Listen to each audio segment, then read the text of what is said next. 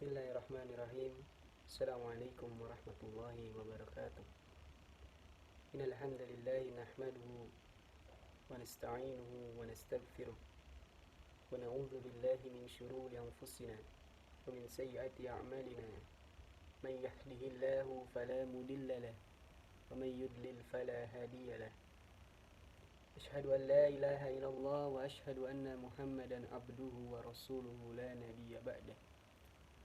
يا أيها الذين آمنوا اتقوا الله حق تقاته ولا تموتن إلا وأنتم مسلمون يا أيها الذين آمنوا وقولوا قولا سديدا يصلح لكم أعمالكم ويغفر لكم ذنوبكم ومن يطع الله ورسوله فقد فاز فوزا عظيما يا أيها الناس اتقوا ربكم الذي خلقكم من نفس واحدة وخلق منها زوجها وبث منكما رجالا كثيرا ونساء واتقوا الله الذي تساءلون به والأرحام إن الله كان عليكم رقيبا فإن أصدق الحديث كتاب الله وخير الهدي هدي محمد صلى الله عليه وسلم وشر الأمور محدثاتها وكل محدثة بدعة wa kulla bid'atin dalalah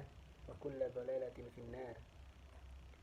Pada kesempatan kali ini izinkan saya Muhammad Sabit Qalbi dari program studi Sejarah Peradaban Islam menyampaikan sedikit tema mengenai kuliah 7 menit yang berkenan mengenai belajar hal-hal baik dari manusia terbaik Utsman bin Affan radhiyallahu anhu.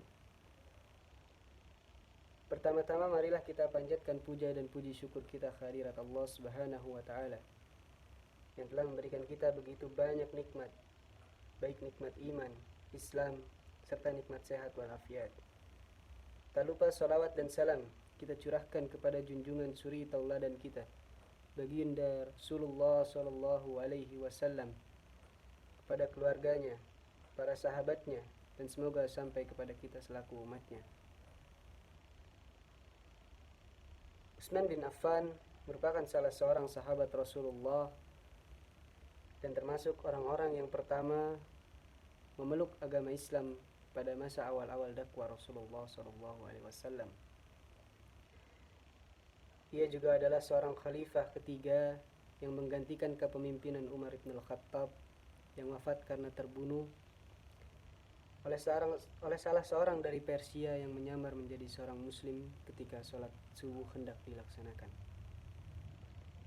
Selain seorang sahabat dan pemimpin umat Islam, hubungan Utsman dengan Nabi Muhammad SAW begitu sangat dekat dan sangat spesial, yaitu seorang menantu Nabi yang menikahi dua putri Nabi SAW di waktu yang berbeda, hingga beliau mendapatkan julukan dari baginda Rasul, yaitu Zunnurain atau pemilik dua cahaya. Utsman adalah salah seorang sahabat Nabi yang terkenal karena kedermawanannya.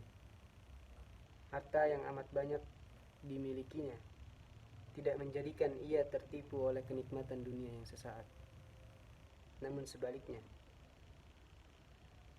begitu banyak hartanya tersebut digunakan sebagai penghantar beliau untuk menggapai keridhaan dari Allah Subhanahu wa taala.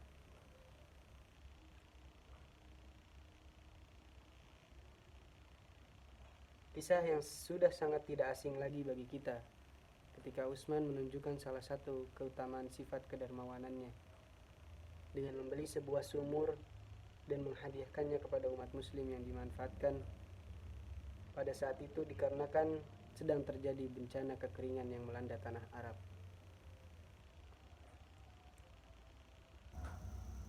Kita sebagai manusia yang masih jauh dari kata terbaik perlu sekali untuk mencontoh teladan-teladan terdahulu agar mendapatkan keridhaannya.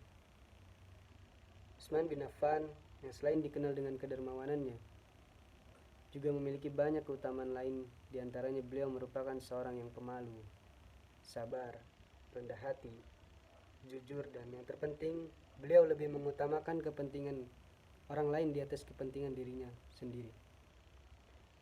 Maka tidak salah jika Allah menyebut para sahabat Nabi sebagai manusia-manusia terbaik setelah para Nabi dan Rasul.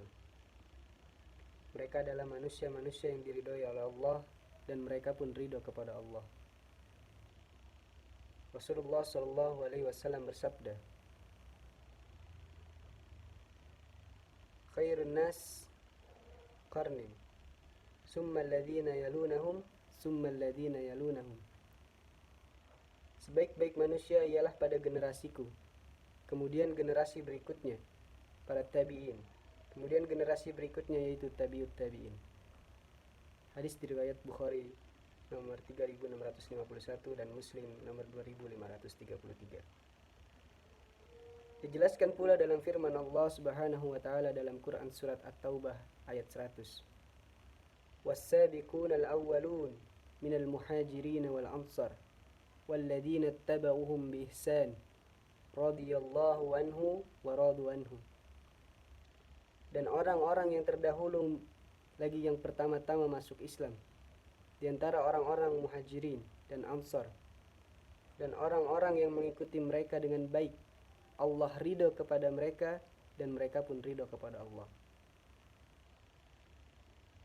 Dalam mencontoh teladan-teladan baik seperti di atas, hikmah yang kita dapat dari seorang Utsman bin Affan adalah menjadi orang yang pandangannya fokus hanya untuk Allah semata, karena keridhaan Allah lah di atas segalanya. Tetaplah jadi manusia yang terus berupaya agar menjadi yang terbaik, meskipun kadang upaya kita ada naik turunnya. Namun Allah Subhanahu wa taala akan selalu melihat proses baik kita, karena Allah akan selalu membalas setiap kebaikan yang dilakukan dengan kebaikan pula, meskipun kebaikan tersebut hanya sebesar biji zarrah.